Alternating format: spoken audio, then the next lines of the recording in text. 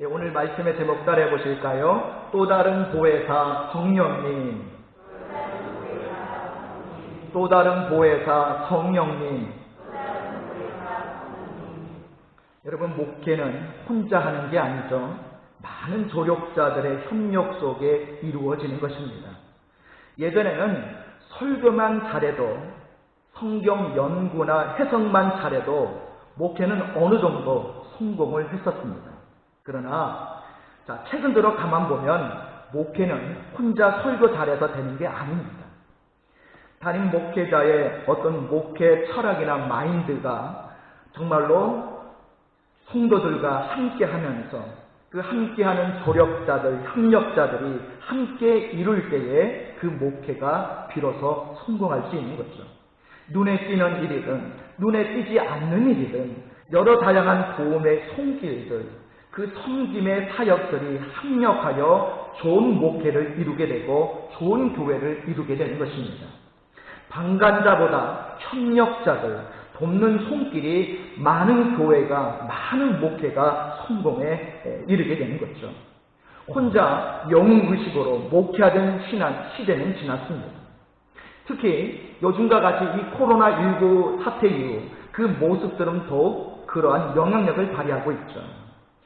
요즘 많은 교회들이 영상 설교, 현장 예배 중계, SNS들을 통한 여러 현대 문명을 활용할 줄 아는 그런 이들의 협력이 절대적으로 필요한 시기를 우리는 지금 살아가고 있습니다.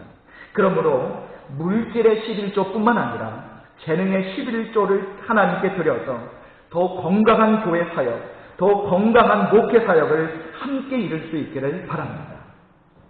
우리 인간은 서로 돕는 자로 만들어졌음을 여러분 아시죠? 하나님은 돕는 배필로 사람을 만드셨습니다. 우리는 서로 돕는 가운데 더욱 온전해집니다. 이 도움이 얼마나 중요한지 예수님께서는 이렇게까지 말씀하고 계십니다. 오늘 본문 16절 말씀을 우리 같이 읽겠습니다.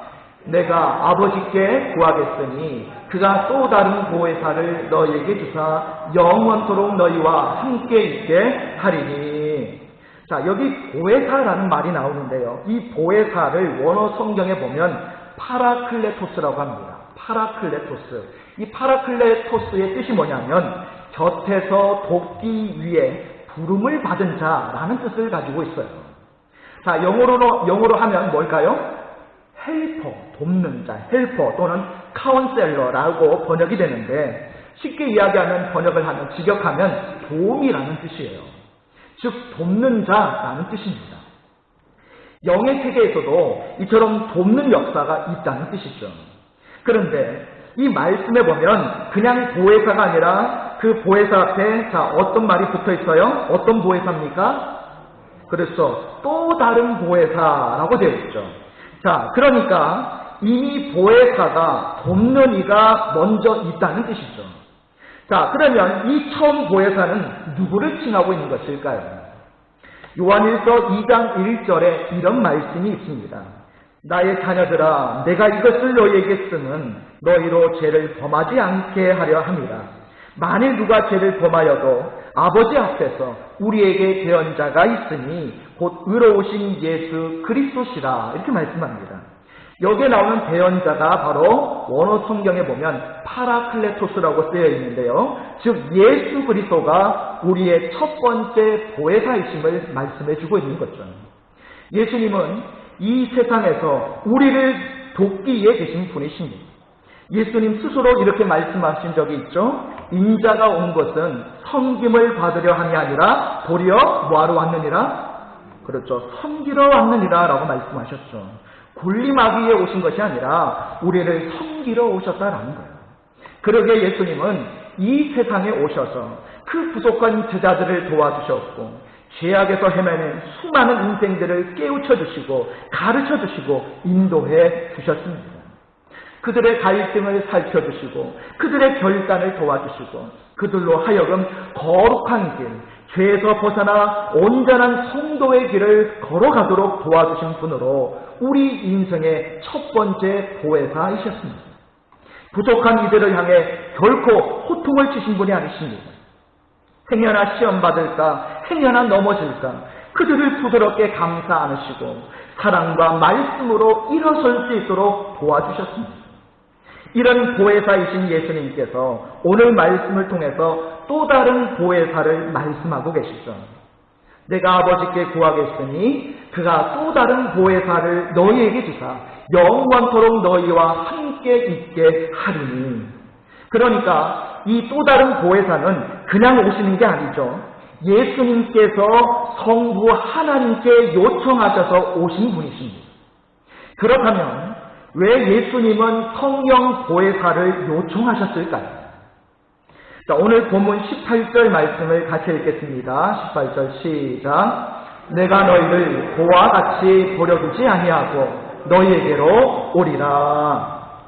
여러분, 십자가에서 죽으시고 부활하시고 승천하신 예수님께서 저 거룩한 하늘 보좌 하나님 우편에 앉아 계신 예수님께서 어떻게 이 땅에 우리를 버려두지 아니하시고 우리와 함께 하실 수 있을까요?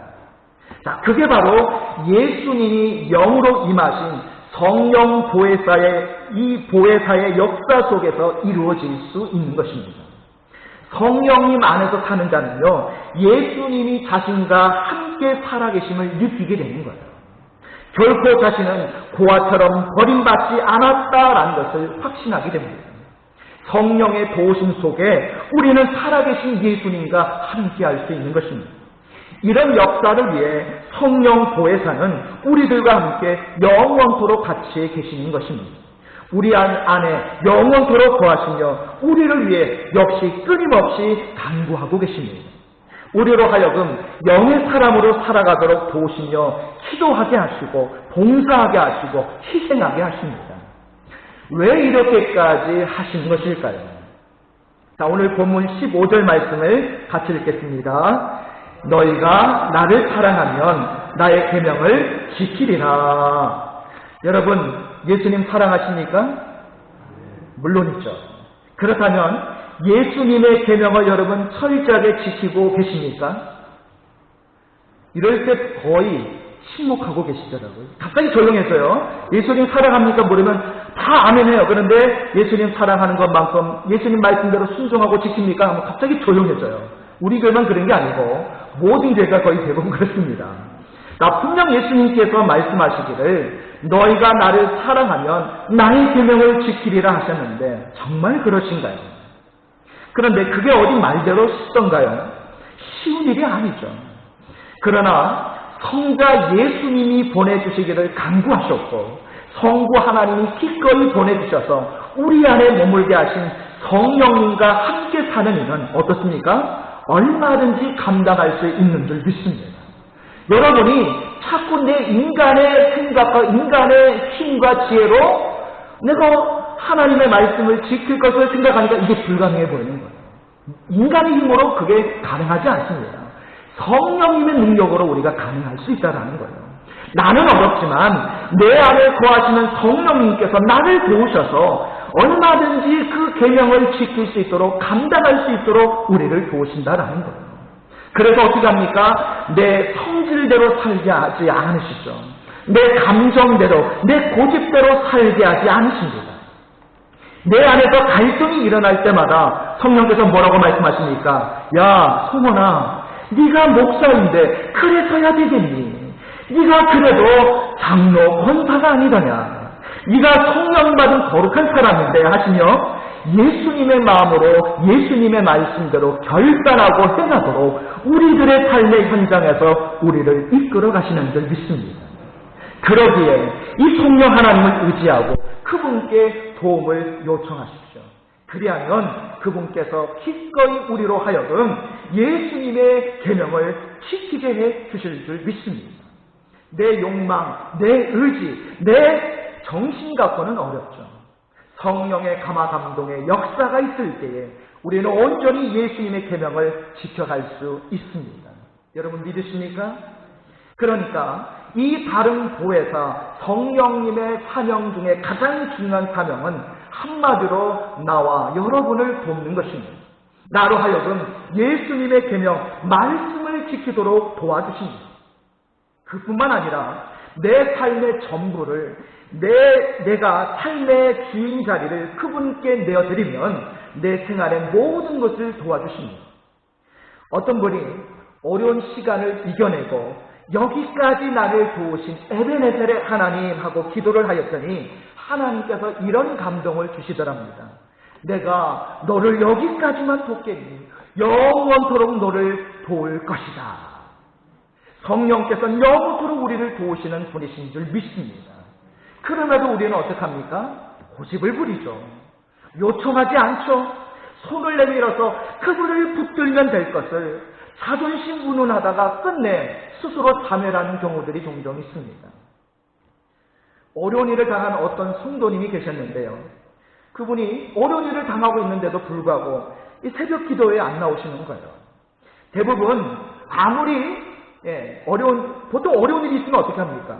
그때만이라도 새벽 기도에 나와서 하나님 앞에 강구를 하는데, 그리고 하나님의 도우심을 받는 게 정상인데 이분은 어려운 일을 당했음에도 기도하지를 않는 것이었습니다.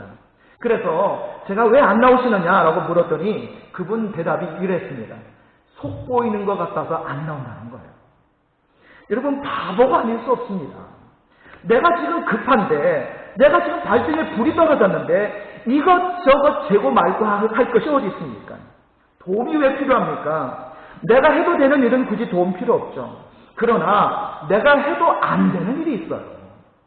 조금만 누가 도와주면 일어서겠는데, 성공할 수 있겠는데, 그러나 그 조금만의 사람을 잡는 거죠. 그게 바로 우리 인간의 한계인 것입니다. 이때 하나님의 도우심을 간구하십시오. 하나님께서는 준비 완료하셨습니다. 무슨 준비요? 날 도와주실 준비죠. 우리 이사야 30장 18절 말씀을 같이 읽겠습니다. 시작. 그러나 여호와께서 기다리시나니 이는 너희에게 은혜를 베풀려 하시며 일어나시리니 이는 너희를 긍휼히 여기려 하십니다. 대저 여호와는 정의의 하나님이십니다. 그를 기다리는 자마다 복이 있도다. 아멘. 자, 하지만 여기에서 유의해야 할 것이 있습니다. 자, 여러분, 성령님은 진리의 영이라는 사실이에요. 불의 속에 있는 사람이 진리의 영에게 도움을 요청할 수 있을까요? 요청할 수 없다라는 거예요. 거짓 속에 사는 이가 진실의 영에게 도와달라고 할 수는 없는 거죠. 가끔 보면 언행에 거짓이 습관처럼 되어 있고 또 금전 관계가 분명치 않은데 자기 자신을 돌아보고 회개는 하지 않고 하나님께서 도와주시지 않는다고 투덜대는 이들이 있습니다.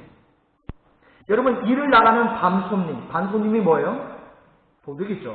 이 밤손님이 주여 오늘 밤 재물 왕창 쌓아둔 집을 만나게 하시고 손쉽게 풀고 나오도록 나를 도와주십시오. 믿습니다. 여러분, 이렇게 기도한다면 이건 정말로 코미디에나 나오는 그런 일이겠죠. 우리들이 지금 하는 일, 하나님의 도우심을 간구하는 그 일이 과연 진리의 영이신 성령님께서 참여하실 만한 일이 되고 있습니까? 어느 집사님이 해외여행을 갔다가 양주를 여러 병 사게 되었어요. 집사님이 그걸 왜 샀는지는 모르겠으나 어쨌든 여러분, 해외여행 나가신 분들은 이렇게 아시겠지만, 자, 해외여행 나갔다가 이렇게 사가지고 들어오면 이제 세관에서 어떻게 됩니까? 물품 신고를 해야 되잖아요. 얼마 이상 초과가 되면. 자, 양주 2병 이상은 반드시 세금을 물어야 하기 때문에 이 집사님이 이제 고민에 빠지게 된 거예요. 자, 그런데 마침 공항에서 누구를 만났느냐? 자, 자기가 출석하는 교회 담임 목사님을 만나게 된 거예요. 목사님께서는 친구 목사님들과 선교지를 다녀오는 길이었는데 마침 공항에서 만나게 된 거예요. 그러자 목사님이 이 목사님들 일행 틈에 끼어서 마치 자기도 목회자인 것처럼 아이고 이 목사님, 아이고 김 목사님, 목사님 어쩌고 저쩌고 하면서 이 목사님 일행으로 세간을 무사 통과하게 된 거예요. 자, 그리고 집에 와가지고는 자랑스럽게 이야기를 합니다. 그때 말이야, 하나님께서 도우셔서 거기서 목사님들을 만났지 뭐야. 여러분, 아닙니다. 남을 속이고 제 욕심 채우고 부끄러운 일을 하면서 진리의 영, 성결의 영, 진실의 영이신 성령님의 도우심을 간구할 수는 없는 일인 것입니다. 열심히 사업을 하는데 늘 이루어질 듯 말 듯 하다 안 되는 분이 한 분 계셨어요. 안타까운 마음에 기도로 도와줘야겠다라고 싶어서 신방을 갔습니다. 그런데 막상 가서 그분의 사업 내용을 들어보니 좀 기도해주기 어려운 것이었어요. 그 사업이 뭐냐면 국내 여기저기서 훔쳐온 것들, 이것을 이른바 전문용어로 뭐라고 얘기합니까? 훔쳐온 물건들 뭐라고 얘기를 하죠? 작물이라고 하죠. 이 작물들을 제3세계에 내다 파는 그런 사업을 하시는 분이셨어요. 물론 이분이 뭐 훔쳐오라고 시킨 것도 아니고 무슨 모종의 관계를 맺는 것도 아닌데 그냥 단순히 중고품을 다루시는 분인데 그 중고품으로 들어오는 것들이 대부분 누군가가 훔친 것들, 작물들이었다는 게 문제죠. 이 사업을 목사가 잘 되게 해달라고 축복해 줄 수 있을까요? 무작정 우리의 보혜사 성령이시여 이 사람을 도우사 사업이 번창하게 해주시옵소서라고 기도할 수 있을까요? 제가 지금까지 목회를 하면서 참 힘들고 어려웠던 몇 번 있었는데요. 한 번은 술집을 개업을 하는데 개업 예배를 드려달라고 요청이 들어왔을 때 참 고민이 많이 됐었습니다. 이걸 개업 예배를 드려야 되나 안 드려야 되나.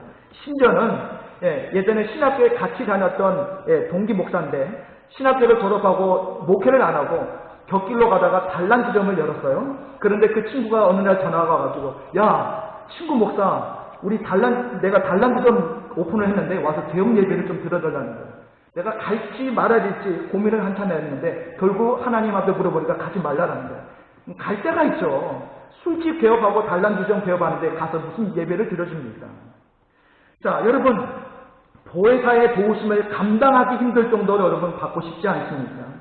그 엄청나고도 풍성한 하나님의 약속을 경험하고 싶지 않으신가요? 그렇다면 여러분 진리의 길을 걸어가시기를 바랍니다. 진리를 향한 발걸음에 힘을 내시기를 바랍니다. 여러분을 반드시 우리 성령 하나님께서 도와주실 줄 믿습니다. 어둠의 길을, 죄악의 길을, 거짓의 길을 걷고 있는 자에게 오늘 성령 하나님은 도와주실 수 없는 거예요. 진리의 영께서 진리의 길을 걷는 성도들을 강하게 붙드시고 도와주실 줄 믿습니다. 여러분, 예수님께서 요청하신 그 성령님, 성부 하나님께서 보내주신 그 보혜사 성령님 그분이 우리를 돕기에 이 땅에 오셨다라는 거예요. 이분은 진실 속에 살려고 힘쓰는 성도들을 돕기에 이 땅에 오셨습니다. 우리의 세속적 욕망을 채우는 것을 돕기에 오신 것이 아니라 연약한 신자에서 강건한 성도로 살아가도록 도우시기 위해 오신 것입니다. 눈치 보던 신자에서 하나님만 바라보는 믿음의 성도로 그렇게 살아가도록 도우시기에 오셨습니다. 술 취해 살던 이에서 오직 성령의 취해 살아가는 능력의 성도로 최선을 다하고도 실패하여 낙심한 신자에서 마침내 정상에 서서 하나님을 찬양하는 성도로 병약함으로 근심 걱정의 세월을 보내던 신자에서 할렐루야 사나 죽으나 나는 주님의 것입니다 라고 찬송할 수 있는 세상이 감당치 못할 권능의 통도로 만들기 위해서 우리를 위해 도우시기에 오신 분이십니다. 그렇게 돕기 위해 이 세상에 오신 분이 성령님이십니다. 그러기에 이분을 확실히 믿고 만나고 따라가는 이는 신앙생활과 인생에서 반드시 성공하게 될 줄로 믿습니다. 여러분 믿습니까? 하나님께서 우리에게 원하시는 게 뭘까요? 나약한 삶이 아닙니다. 하나님께서 나약한 삶을 원하셨다면 아예 성령님을 보내시지도 않았을 것입니다. 우리 마음대로 엉망진창으로 살기를 원하셨다면 성령님을 왜 보내셨겠습니까? 하나님께서는 우리가 그렇게 살기 원치 않으셨습니다. 그래서 온전한 삶을 이루는데 오늘도 도와주라고 보혜사 헬퍼 되시는 성령님을 보내주셨습니다. 신앙생활에 도움이신 성령님을 보내셨습니다. 할렐루야! 여러분 이 성령님을 의지하시기 바랍니다. 오늘 이 성령님께 여러분의 모든 문제를 의탁하고 기도하시기를 바랍니다. 그러면 그 성령 하나님께서 반드시 저와 여러분을 도와주실 줄 믿습니다. 세상 사람들은 뭐라고 얘기합니까? 그런 우리를 이해를 못하죠. 중요한 문제를 놓고 성전에 나와 기도하는 우리들을 이해하지 못합니다. 아니, 하루라도 더 이리 뛰고 저리 뛰고 해야지 기도나 한다고 그게 해결이 되겠어? 오히려 우리를 향해 도리어 책망하며 비난을 하죠. 그들은 우리의 삶을 도우시기 위해 이 땅에 오신 성령님을 이해 못합니다. 세상은 능히 그를 받지 못하나니 이는 그를 보지도 못하고 알지도 못합니다. 그러므로 세상 사람들이 여러분에게 뭐라 한다고 여러분 신경 쓰지 마십시오. 어차피 설명해줘도 저들은 모릅니다. 그러나 여러분은 그분을 압니다. 이 성령님께서 여러분을 마침내 도우실 것입니다. 믿고 의지하고 간구하십시오. 기도하십시오. 그리고 마침내 용기 내어 일어서시기를 바랍니다. 성령님의 도심으로 마침내 우리 모두 강건한 성도의 삶, 성공하는 신앙과 인생이라 되시기를 주님의 이름으로 축복합니다. 우리